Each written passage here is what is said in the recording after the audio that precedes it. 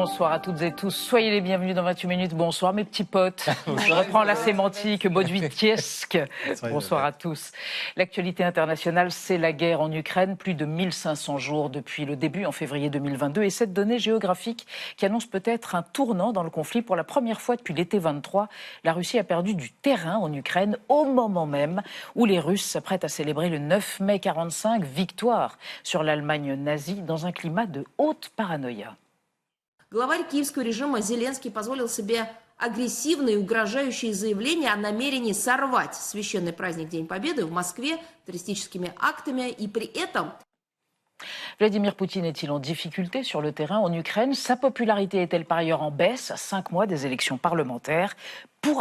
Acceptera-t-il de négocier ou au contraire deviendrait-il maximaliste sur le front ukrainien? On en débattra avant de vous retrouver Marie Bonisseau et Xavier Mauduit. Pour vos chroniques. La Lune, Elisabeth, un mois après le retour de la mission Artemis 2 sur Terre, la NASA vient de dévoiler des milliers de photos hallucinantes. La Terre, la Lune, les galaxies, et l'occasion de revenir sur ce nom, Artemis. Ça nous conduit dans la Grèce antique. Et je vais vous parler de la triade lunaire. Et vous, Marie? Moi, je vais vous parler du cauchemar absolu des hôtesses de l'air, ces passagers ivres qui font n'importe quoi dans l'avion. La compagnie Ryanair veut s'en débarrasser. Je vous explique comment. Ah oui, avec une méthode dure. Oui. Je crois. À tout à l'heure. Et pour commencer, a-t-on vraiment envie de vivre dans un monde où les crèches seront remplacées peu à peu par des EHPAD, faute de bébés? C'est déjà le cas en Asie, parfois, dans certains pays, et c'est la conséquence de la baisse de la natalité. En France, pour la première fois en 80 ans, il y a eu, en 2025, moins de naissances que de décès. Pour en parler, nous recevons un spécialiste des équilibres démographiques, Thibaut Prébet. On le retrouve tout de suite.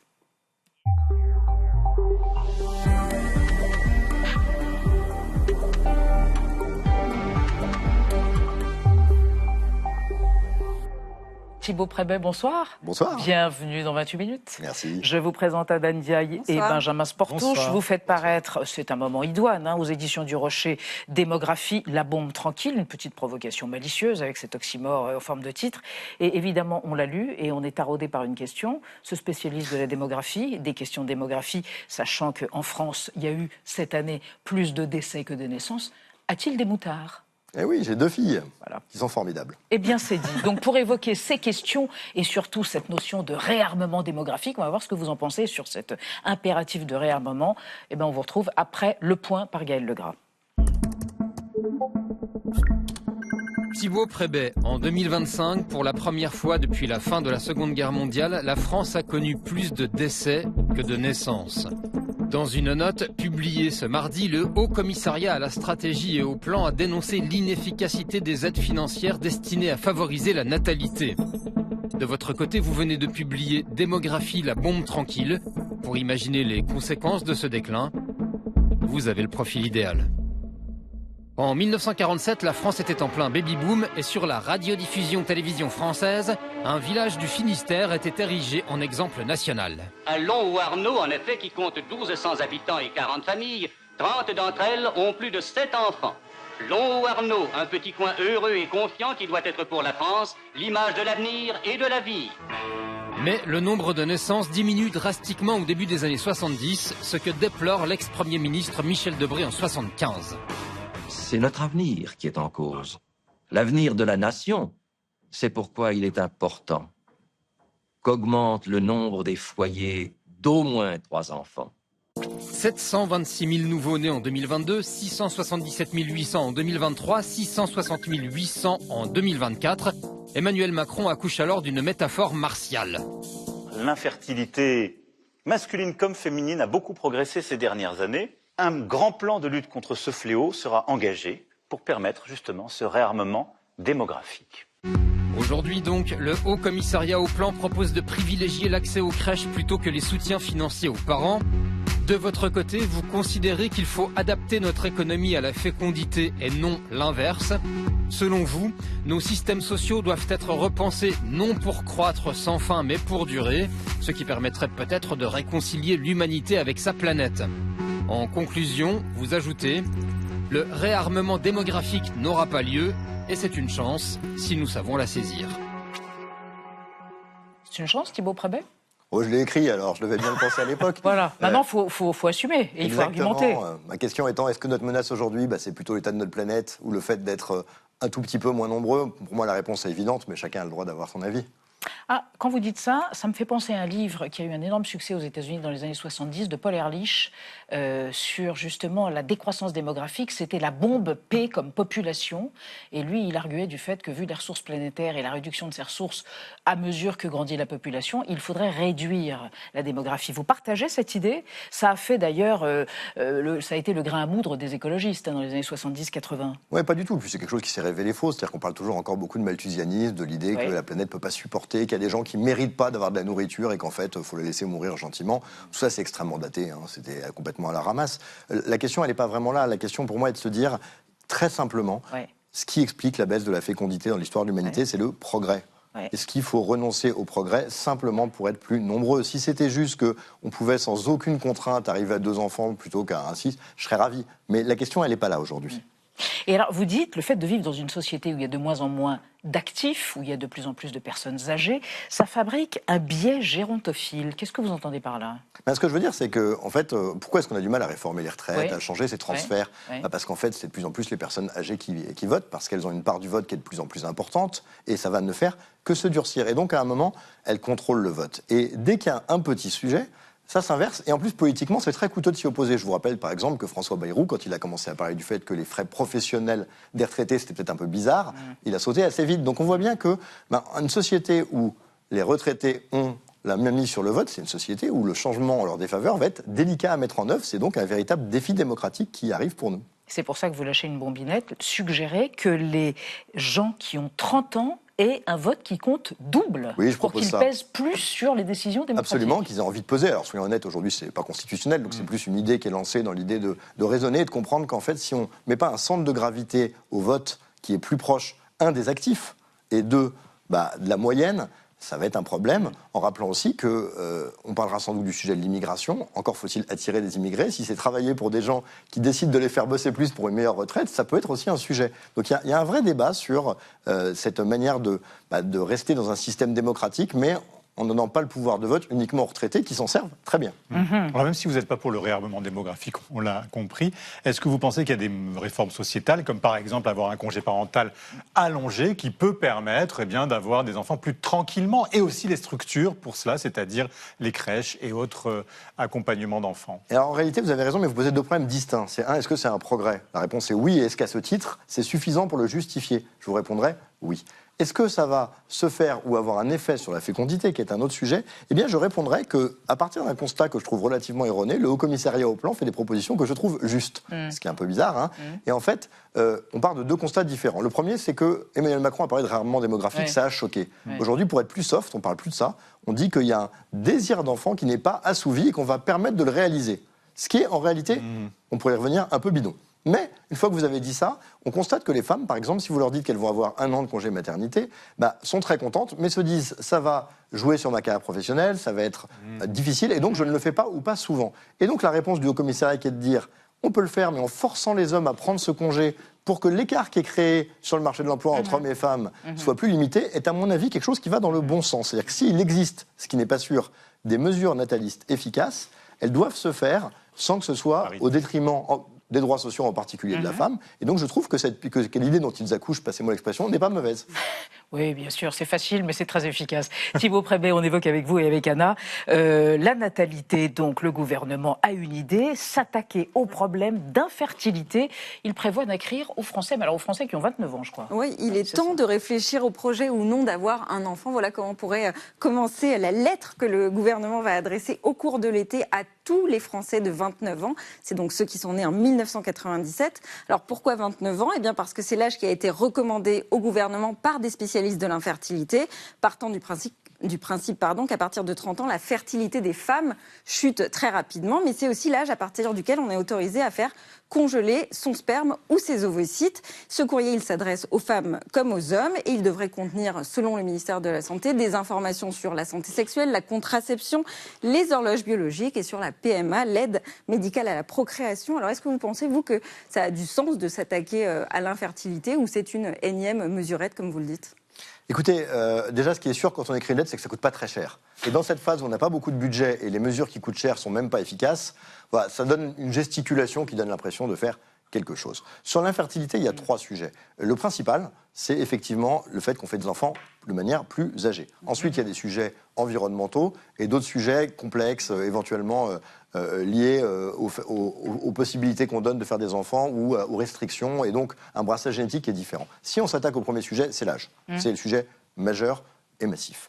En réalité, des femmes à qui vous dites aujourd'hui que en fait, ça serait bien de faire des enfants parce qu'après, elles auront plus de mal, c'est quand même assez rare qu'elles ne soient pas au courant. Donc on peut considérer que c'est un vœu pieux qui est logique, et il n'est pas impossible qu'un jour, ça se fasse. C'est-à-dire que si vous prenez, qu'est-ce qui se passe dans l'histoire de la baisse de la fécondité ? Vous avez des femmes qui font 7 enfants pour en garder 2. Enfin, c'est ça l'histoire. Ça, c'était à cause de la mortalité infantile. Voilà. Et juvénile, etc. Et donc, en fait, vous avez 7 enfants pour en garder 2. Quand vous avez un progrès qui fait qu'en fait, vous en gardez 4, en fait, au bout de 2 générations, les femmes se disent, en fait, je ne vais plus en faire que 4. Ce qui explique que cette période de transition fait exploser la population qui ne montait pas tellement au siècle d'avant. Et donc, en fait, peut-être que dans 20-30 ans, par cette même logique de transmission, on se dira, maintenant, il faut les faire plus jeunes, sinon on n'arrivera pas à en avoir. Mais ce n'est pas un courrier qui va changer ça. Et vous dites aussi qu'il faut adapter notre économie à la fécondité, et par l'inverse, ça veut dire quoi ?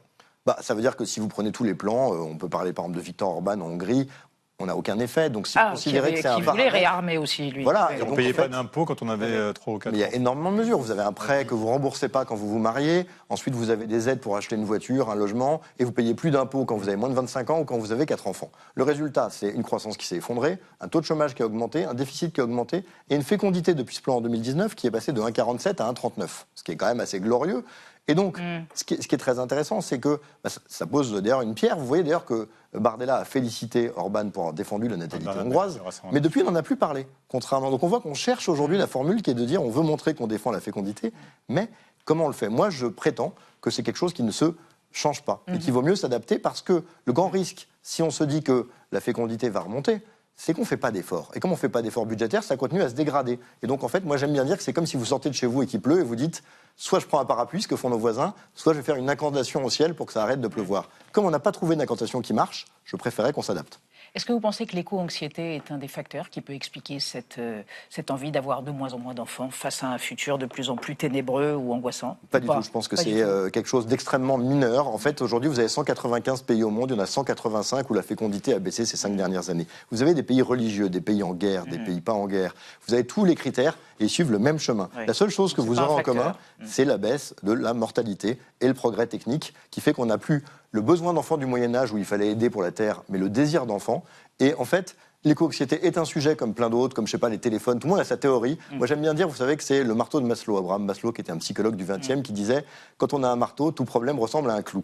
Si vous avez un sujet qui vous tient à cœur, par exemple le logement, vous allez dire c'est le prix du logement. En réalité, toutes les explications se défendent, mais face au comté extrêmement homogène mondial, vous n'avez pas de bonne explication à part la santé. Le marteau tape sur le gong, c'est fini. Vous êtes passionnant, vous reviendrez, Thibaut Prébet. Merci. Démographie, la bombe tranquille aux éditions du Rocher. Merci infiniment.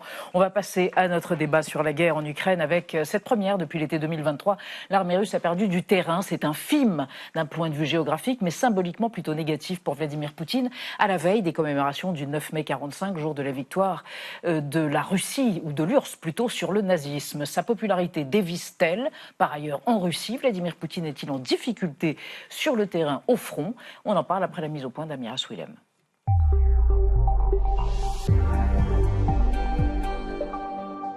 L'Ukraine proposait une trêve en début de semaine. La Russie a répondu en bombardant le nord du pays.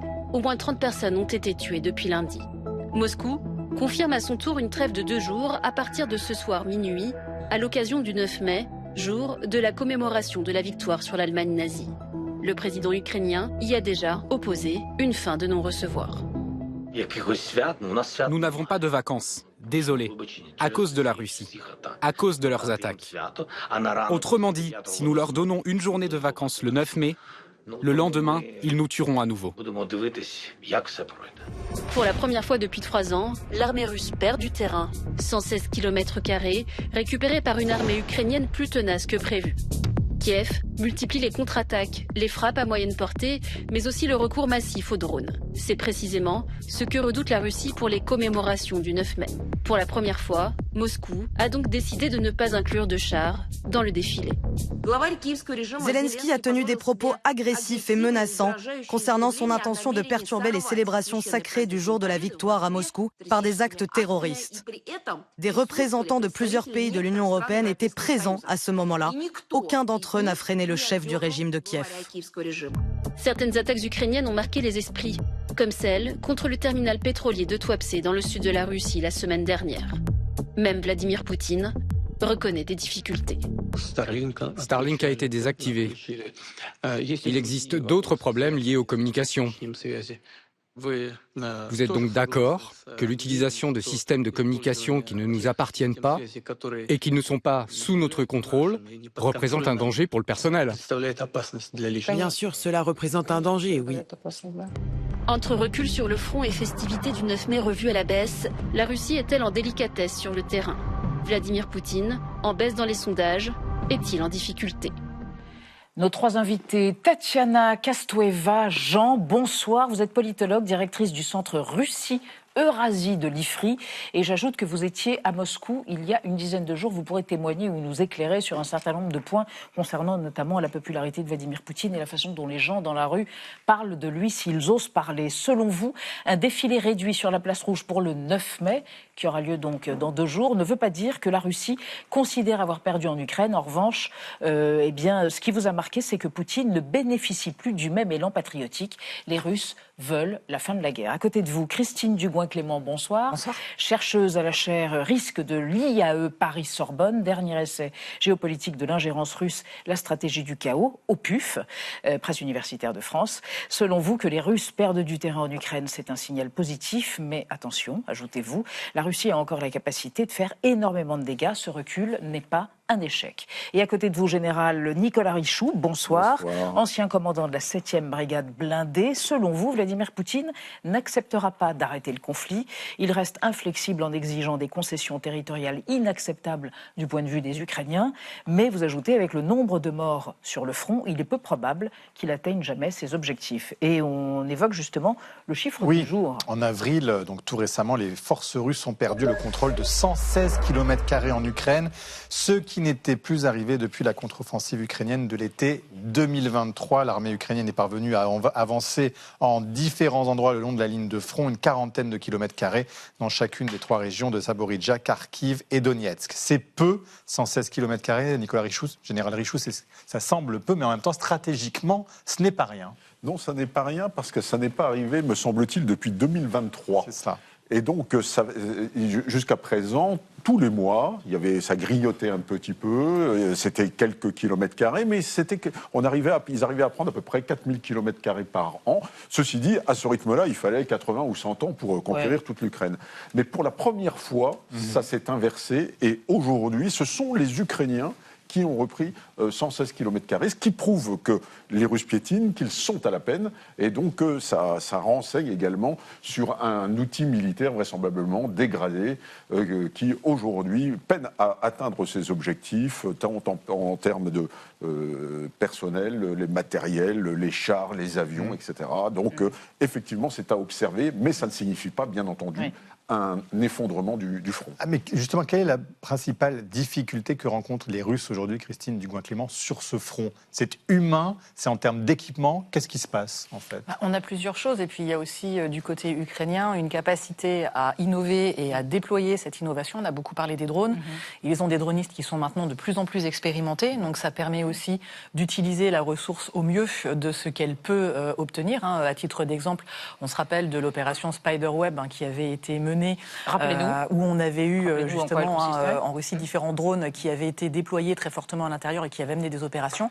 C'est quand même une opération qui a été suffisamment belle et suffisamment considérée comme étant innovante pour qu'elle soit reproduite en Floride, de l'autre côté de l'Atlantique. Donc on a quand même ce volet-là. Et ce qui est aussi intéressant, à mon sens, au-delà de ce que l'on voit sur ce signal, et qui est un signal important, même s'il ne faut pas non plus tomber dans la pensée positive, et puis se dire que parce qu'ils ont gagné des kilomètres, ils s'en sortent tout à fait bien et qu'on peut débrayer de notre côté, absolument pas. Mais ce qui est intéressant, c'est que les Ukrainiens passent aussi d'un statut politiquement de bénéficiaire d'aide à pourvoyeur de sécurité, notamment sur les systèmes antimissiles et anti-drones. Et c'est ce que l'on peut voir. Alors ça arrive avec ce regain de territoire et c'est aussi ce que l'on peut voir qui a été porté par le président Zelensky, notamment dans sa tournée au Moyen-Orient. Ouais. Vous étiez en Russie il y a une dizaine de jours.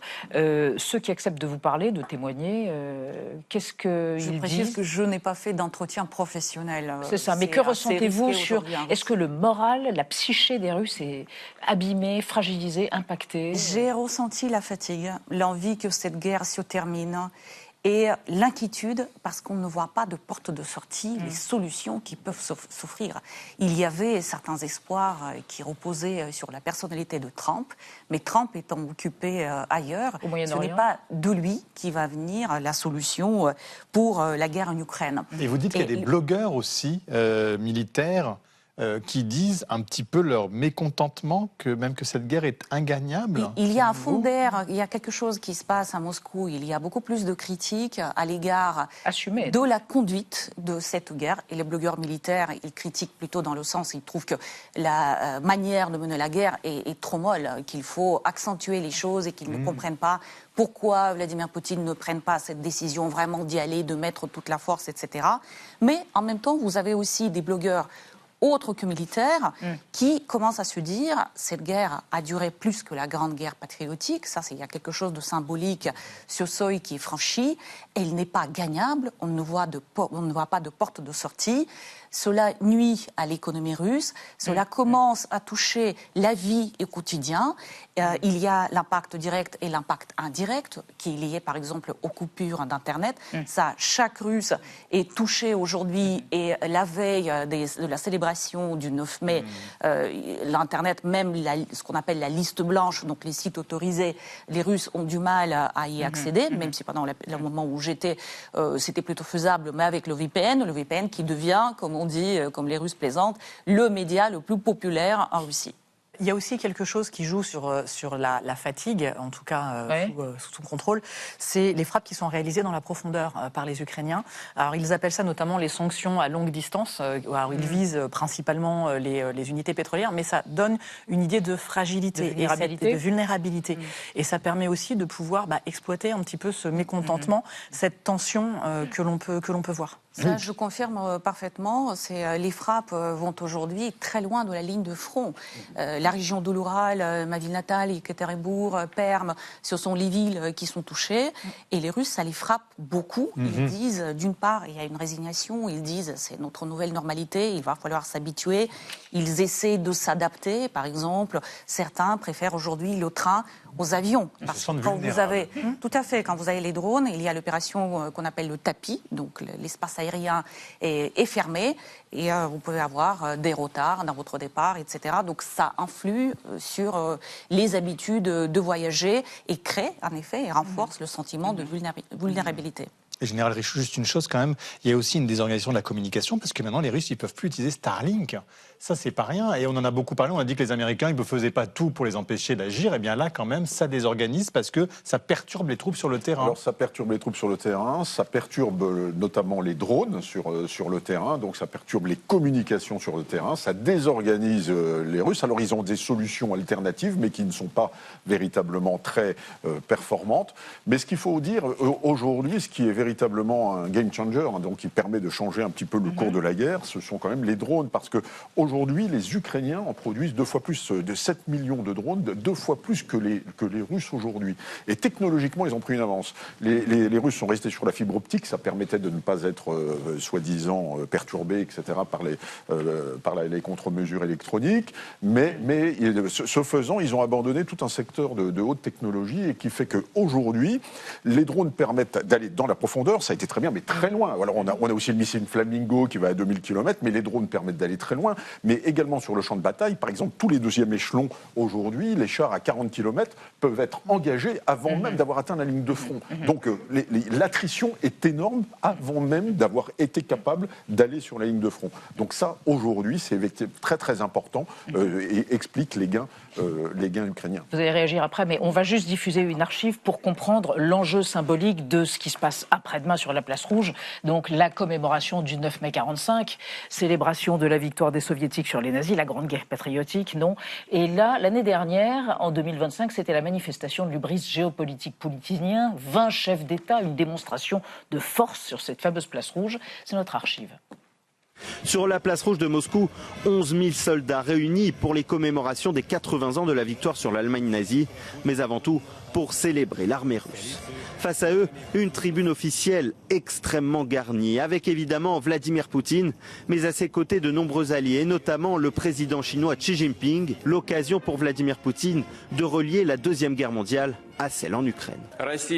La Russie a été et restera une barrière infranchissable contre le nazisme, la russophobie et l'antisémitisme. La vérité et la justice sont de notre côté. L'ensemble du pays, la société et le peuple soutiennent les participants à l'opération militaire spéciale. Tatiana Kastrueva, Jean, c'est important ce qui va se passer là, c'est-à-dire qu'il y aura moins de blindés, moins d'équipements lourds sur la place Rouge. Il faut y trouver une portée autre que symbolique. En fait, ce qui est important, la journée du 9 mai, la victoire dans la grande guerre patriotique, c'est extrêmement important. C'est au cœur du récit national russe depuis plusieurs années. Et ce récit, c'est quelque chose qui unit tous les Russes. Et, il y a eu même des sondages. Quelle est la fête que les Russes considèrent comme étant la plus grande fête pour eux? Et avant les anniversaires, avant le jour de l'an, c'est la fête du 9 mai qui arrive. Donc c'est vraiment quelque chose de très très important. Et Vladimir Poutine a toujours voulu donner de l'envergure à cette fête. Et en effet, cette année, cette fête va se tenir à voilure réduite.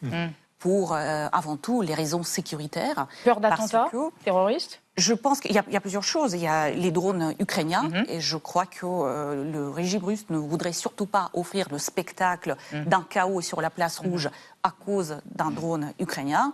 Et ensuite, il y a évidemment les raisons aussi opérationnelles, parce que les équipements qui bougent, les équipements qui sont fonctionnels, les Russes en ont besoin au front, où, comme on a dit, la situation n'est pas tout à fait en leur faveur. Donc, pour ces deux raisons, à mon avis, c'est pour ça que dans la plupart des villes, il n'y aura pas d'équipement, ni sur la place Rouge, et il y aura une participation, mais plus faible que d'habitude, des personnels qui vont défiler. Alors, Christine Dugouin-Clément, on dit qu'il a une popularité qui faiblit. Enfin, tout de même, il a presque 65%. Est-ce que d'abord, ce sont des chiffres fiables? Est-ce qu'il y a une forme de désamour des Russes vis-à-vis de Poutine? Il y a une défiance désormais?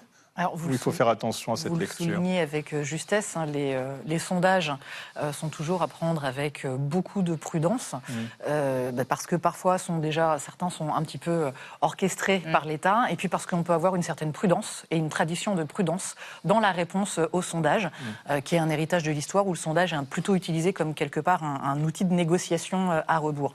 Mais on a quand même différents éléments, une guerre qui dure dans le temps, une grogne sur des objectifs de guerre qui ne sont pas atteints, qui peinent à être atteints. Il y a aussi autre chose, c'est notamment la gestion des élites, y compris des élites militaires. Alors on le voit notamment sur le commandant des forces aérospatiales, donc qui gère aussi le volet anti-drone, qui vient d'être remplacé, qui est un général qui s'appelle Shaiko, qui a été actif en Syrie. Il fait partie de ceux qui ont notamment ciblé des infrastructures critiques, des civils, et puis il fait partie d'un des premiers qui avait fait l'objet de punitions au début de l'invasion massive de l'Ukraine pour le manque de résultats. Et en fait, ce que certains blogueurs militaires critiquent, c'est le fait de faire des tourniquets de gens qui ne sont pas forcément extrêmement compétents, plutôt que de les mettre vraiment sur le côté et d'essayer de faire monter d'autres personnes. Donc ça, c'est quelque chose qui vient. Et puis il y a aussi un autre élément rapidement, c'est que le pouvoir poutinien travaille sur une mise en concurrence des individus, des structures de manière récurrente. Alors la version positive est de dire qu'on va faire une saine compétition pour améliorer le niveau. La réalité est plutôt que tant que vous êtes obligé de faire une guerre guerre intra-service, intra-département, intra-personnel, eh bien, vous ne regardez pas et vous ne mettez pas en question le pouvoir qui reste au-dessus de la mêlée. Et bien ça, ce que l'on peut avoir, ça commence aussi à générer une fatigue sans aller jusqu'à, là encore, crier à la révolution de Palais demain, mais en termes d'organisation et de gestion de l'organisation, ça ne facilite pas. Et il y a l'économie. Oui. On fait le point avec vous, Anna. Comment va l'économie russe ? Pas très bien. La dynamique économique est en berne depuis 2 mois. Les indicateurs sont en dessous des attentes, a reconnu pour la première fois Vladimir Poutine dans une mise en scène qui a été retransmise à la télévision russe. C'était le 15 avril dernier. Était présent autour de lui un parterre de ministres ainsi que la directrice de la Banque centrale. Alors ça peut sembler étonnant vu les bénéfices records qui ont été réalisés récemment par la Russie, notamment grâce à la flambée des prix du pétrole qui est directement liée au conflit en Iran. Mais ça ne suffit pas pour autant à éponger le déficit budgétaire qui atteint désormais 51 milliards d'euros au premier trimestre. D'autres indicateurs sont aussi dans le rouge. Les investissements sont au point mort. La croissance aussi, minée par l'inflation. Et le pays fait face à une pénurie de main-d'œuvre éduquée et diplômée. Vladimir Poutine s'est notamment alarmé du recul du PIB, moins 0,3% sur le premier trimestre de l'année. Ça, c'est une première depuis 3 ans.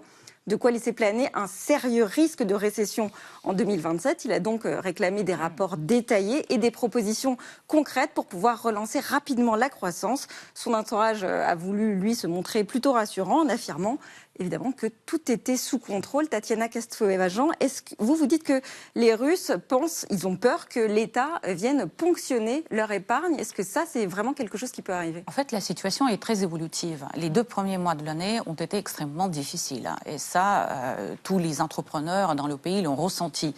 La fiscalité, les impôts ont augmenté. L'argent reste cher, même si Elvira Nabiulina, la présidente de la Banque centrale, a fait baisser le taux créditeur à 14,5%. Il y a un taux d'endettement pour certaines entreprises qui se créent, qui critiquent. Et le secteur civil se porte beaucoup moins bien que le secteur militaire qui a bénéficié des injections d'argent. Il y a un petit soulagement, en fait, ce que les gens rapportent et ce qui se reflète dans les chiffres au mois de mars et d'avril. Je pense que c'est lié à la guerre en Iran, bien évidemment, et à l'augmentation des recettes budgétaires grâce aux revenus du pétrole et du gaz, mais il y a des craintes pour la suite, parce que ce que les gens ne voient pas, c'est quelles peuvent être les sources de la croissance. Pas d'investissement, pas suffisamment, en tout cas, le déficit des cadres que vous avez mentionné, etc.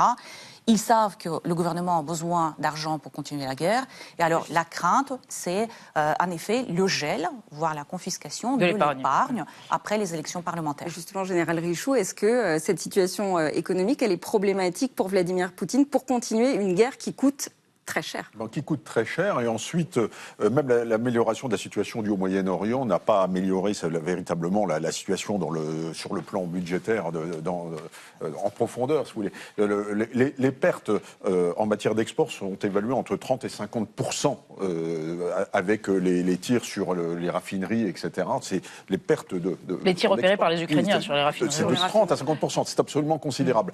Et même la flambée du prix du pétrole liée à la guerre au Moyen-Orient n'a pas pu compenser toutes ces affaires-là. Alors bien entendu, ça a des implications absolument considérables. Ne serait-ce par exemple, sera-t-on capable de donner les mêmes primes ? Vous savez, ils ont des primes absolument considérables pour s'engager, de donner des mêmes primes aux soldats. Est-on capable de se payer les équipements, etc., etc. Donc forcément, ça a une implication absolument considérable, parce que l'argent est véritablement le nerf de la guerre dans cette affaire-là.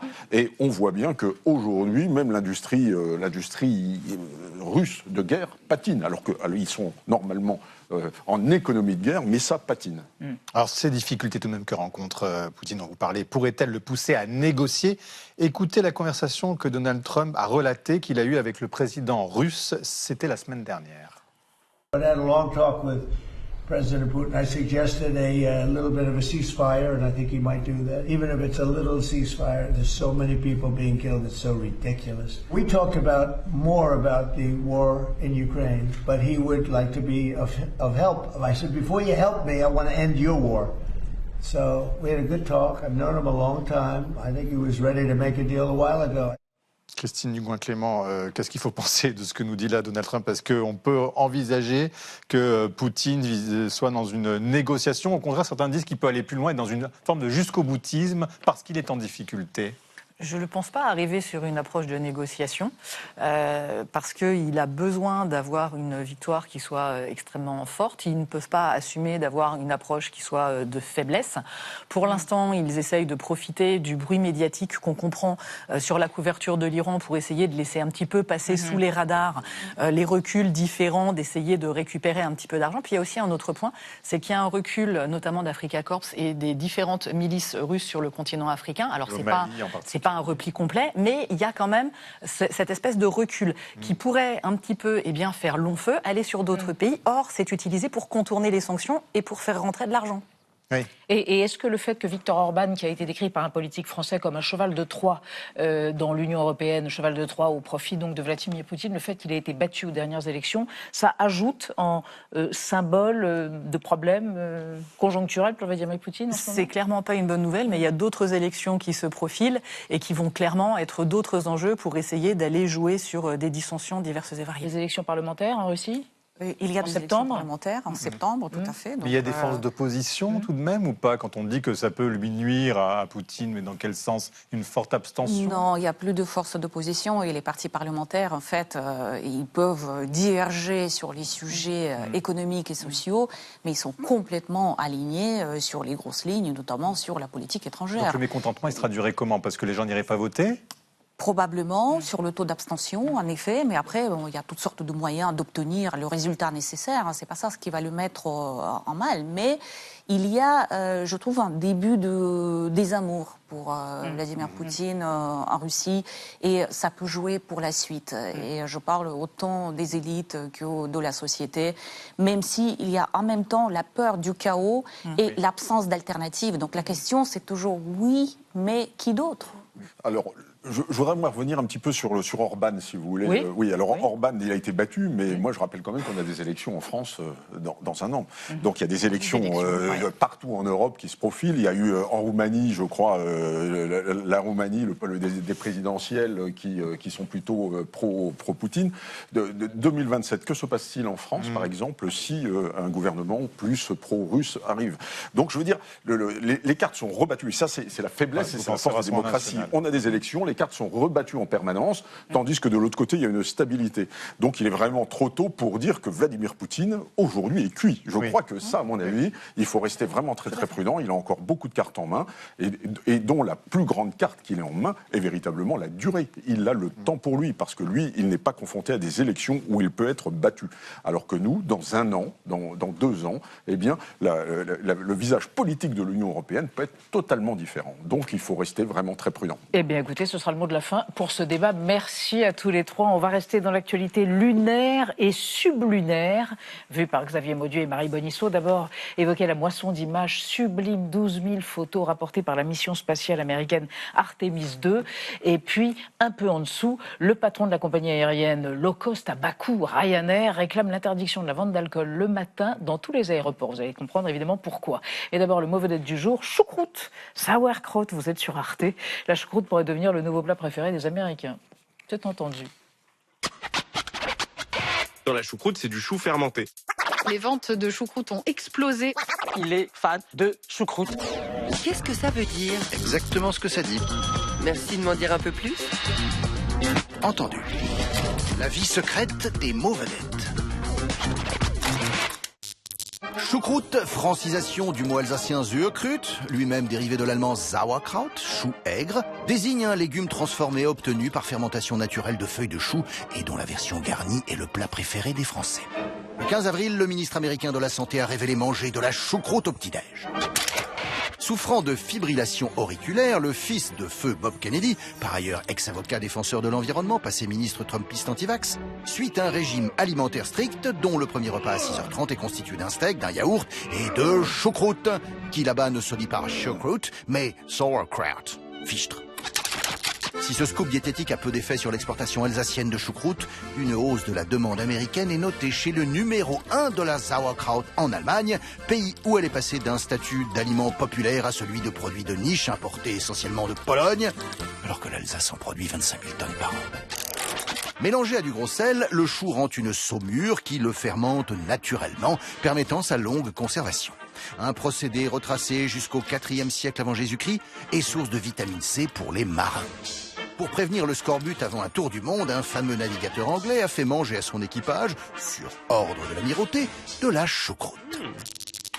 À l'égal de l'avocat, du matcha ou des graines de chia, la choucroute est révérée comme un super aliment, pilier d'une santé intestinale de fer. Privé de juteuses saucisses de Montbéliard, jambonneau tendre et fondant, lard fumé, palette de porc, patates et vin blanc, 100 grammes de choucroute ne contiennent que 23 calories. Un festin pour un destin. Et le talent de Thibault Nolte n'est pas grêle comme l'intestin, mais gros. Merci Nolte. Marie Bonisseau, Xavier Mauduit, lors de vos chroniques. Alors, un mois après le retour sur Terre des astronautes de la mission Artemis 2, la NASA a dévoilé 12 000 images inédites de la Lune qui vous ont littéralement tourné la tête. Okay. Bon, et on revient à l'origine étymologique d'Artemis, historique. Drôle de nom, en tout cas, pour une mission, mais on le comprend, ça nous renvoie à la mythologie grecque, et c'est au 5e siècle avant Jésus-Christ, Élisabeth, dans un texte dont il nous reste qu'un petit fragment qu'Échille, l'auteur grec, fait bouger la Lune. Dans la mythologie grecque, vous avez une déesse de la Lune, c'est Artémis, c'est la sœur jumelle d'Apollon, Apollon qui, lui, est associé au soleil, et d'ailleurs, Artémis est souvent représentée avec, sur le front, un petit croissant de lune, avec les autres attributs qui rappellent qu'elle est déesse de la chasse, déesse de la nature. Mais vous avez une autre déesse de la lune, c'est Hécate ou Hécatée. Alors elle est vraiment étonnante parce qu'elle est constituée de 3 corps. Et d'ailleurs, elle est aussi déesse des carrefours. On en retrouve plein de statues, vous voyez, dès qu'il y a des routes qui se croisent. Et puis en plus, elle est un petit peu sorcière. Et puis vous en avez une troisième, c'est Sélénéa. Elle est mentionnée dans les hymnes homériques. Alors vous savez, des textes très anciens. Est-ce elle la plus ancienne? Pour le dire autrement, on ne sait pas si c'est l'aînée, mais en tout cas, vous avez 3 déesses de la Lune, vous l'avez compris, Hécate, Artémis, Sélénée, qui représentent d'ailleurs des phases différentes de la Lune. Vous avez le croissant, la pleine Lune et la nouvelle Lune. Oh, sage Mauduit, comment évoluent ces déesses?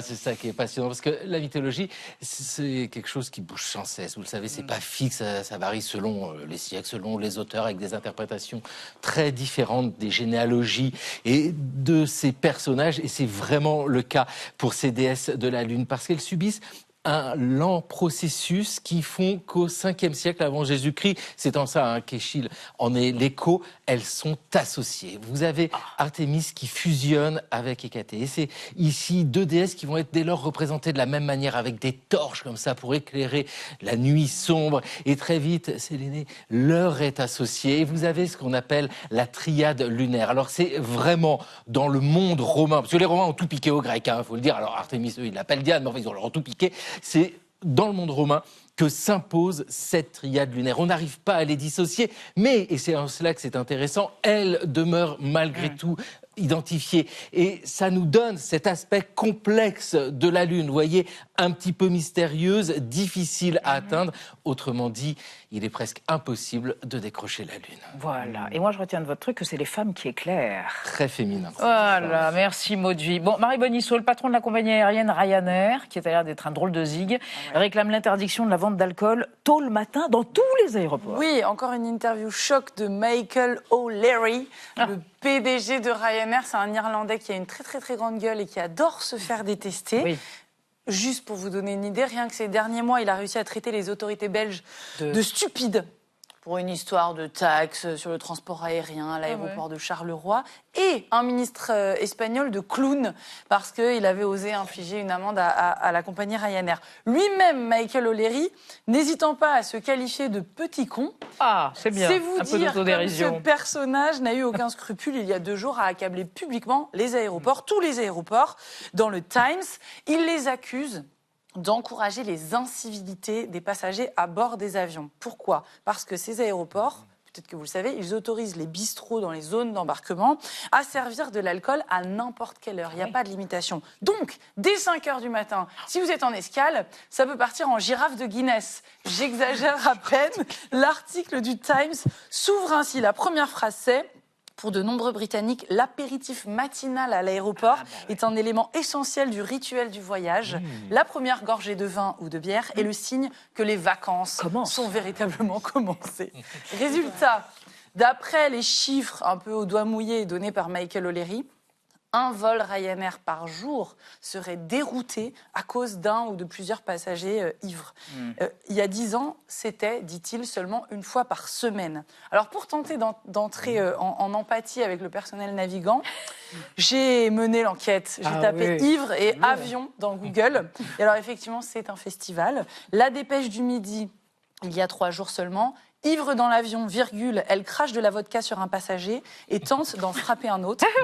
BBC, novembre 2025, sur un vol Ryanair reliant Cracovie à Bristol, un sexagénaire est tellement ivre qu'il est évacué de l'avion à l'aide d'une nacelle élévatrice, normalement réservée aux passagers handicapés. Voilà, et enfin mon préféré, rapporté par nos confrères de France Info, un passager Ryanair joue de la clarinette et fait sécher ses habits sur son siège, son voisin veut le frapper. Voilà, alors, il y a déjà des sanctions à Ryanair. On visionne la scène. On a ces petites images. Ryanair a déjà commencé à poursuivre en justice certains de ses passagers pour essayer de récupérer un peu d'argent suite aux pertes causées par un détournement de vol. Il y a une autre compagnie low cost aussi, Jet2, qui a proposé la semaine dernière à peine une liste noire partagée entre toutes les compagnies pour noter les pires passagers. C'est peut-être donc le début de la fin pour l'apéro du petit matin au Terminal 5. De toute façon, vous le savez, l'abus d'alcool est dangereux pour la santé. Parfaitement. Merci, mes amis. Demain, le club de 28 minutes. Avec Benjamin Papillon-Sportouche. C'est lui qui sera aux manettes. Et on se retrouve tous lundi à 20h05. Tchuss.